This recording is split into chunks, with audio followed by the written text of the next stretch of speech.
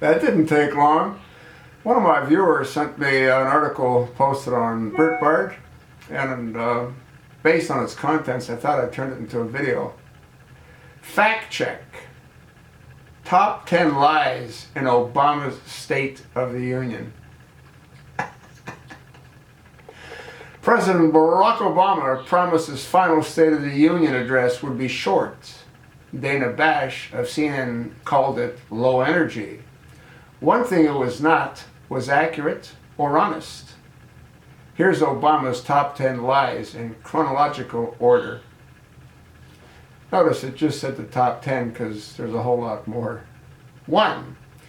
We've done all this while cutting our deficit by almost 3/4. This is pure fiction. Obama has doubled the national debt, and it's not because he cut the deficit. Rather, he spent staggering amounts of money in his first months in office, which he assigns dishonestly to the previous fiscal year under George W. Bush.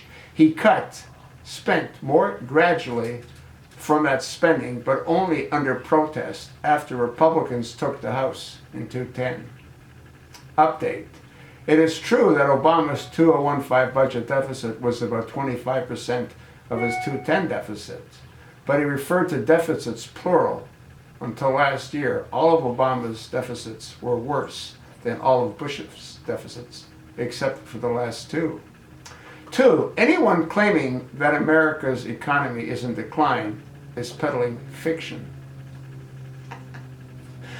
With that line, Obama took a shot at his would-be Democratic successors as well as Republican critics. But the truth is that despite the slow recovery, the slowest since World War II, labor force participation is the lowest it has been in decades.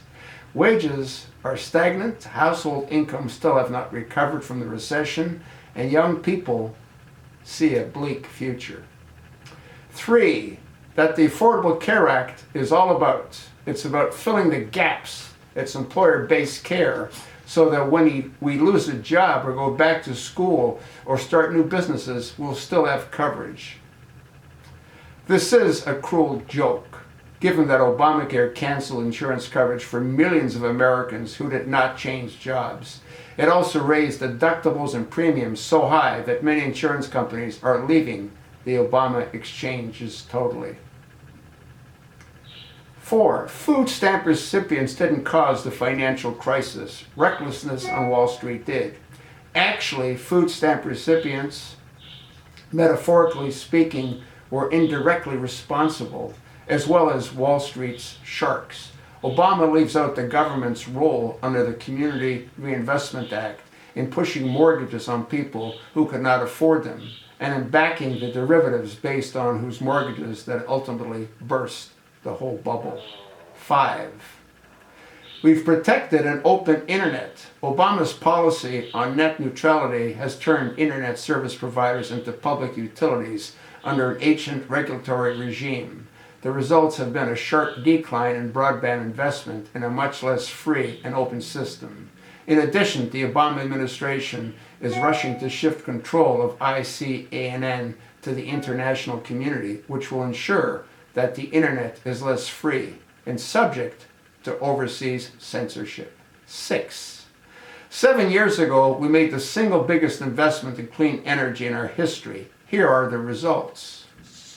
It is laughable that Obama would claim his failed clean energy spending, think Solyndra, led to the fracking-fed energy boom we have enjoyed for the past several years, especially when the administration did all that it could to stop oil and gas development. He also fixed the Keystone Pipeline and started a plan to kill coal plants. 7. No nation dares to attack us or our allies because they know that's the path to ruin. All of it lies in Obama's speech. This was undoubtedly the worst, coming hours after Iran seized 2 U.S. Navy boats and 10 sailors. Obama did not even mention those Americans in captivity at any point in his speech, declining the chance to reassure the nation that they would come home safely. It is an omission that will define this address in history. 8. As someone who begins every day with an intelligence briefing, I know this is a dangerous time. Obama does not attend most of his daily intelligence briefings, preferring instead to read the intelligence reports, so he claims, on his iPad, a stark contrast to the alternative approach of his predecessors. Late last year, even as Obama claimed that there was little risk of attack, radical Islamic terrorists carried out brutal attacks in Paris and San Bernardino. 9. We are training, arming, and supporting forces who will steadily reclaim territory in Iraq and Syria from Islamic State. The Obama administration's attempt to train and arm Syrian rebels has been a disaster. Blatantly, the administration has helped Kurdish Peshmerga, sorry for the work there, and the Iraq military has made gains lately, but Obama has not made a serious effort to defeat the Islamic State and has even given up on regime change in Syria.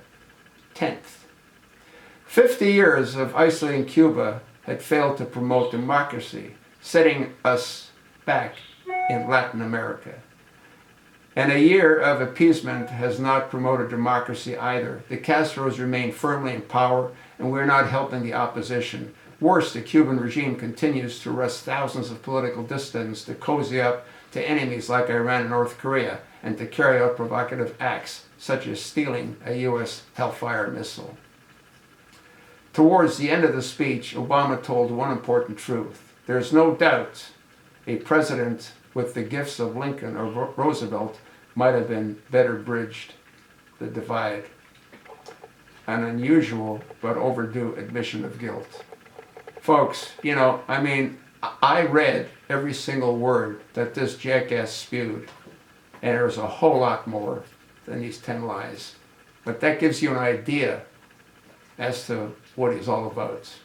What bothered me is I caught on Fox News the new speaker, Paul Ryan.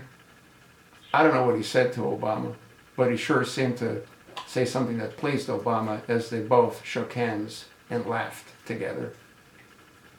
There's nothing to laugh about, folks. We've got a totally dysfunctional government. Paul Ryan's not the right man for the role that he's in, nor are any of the key politicians the right people for the roles that they're in, because they've done nothing to protect the American people. Obama has divided the blacks from the whites more so than any other president in our recent history. And he did that intentionally. If you want to know what I believe Obama detests whites. You know why? Because he's not one of them. You think not, you're entitled to whatever you want to believe. But this State of the Union, pure, unadulterated garbage. I'll attach this link, although I did read the majority. Actually, I read all of it. Do you think it makes any sense to let your like-minded folks know that what he spewed is pure garbage? Send this along. They might enjoy reading it.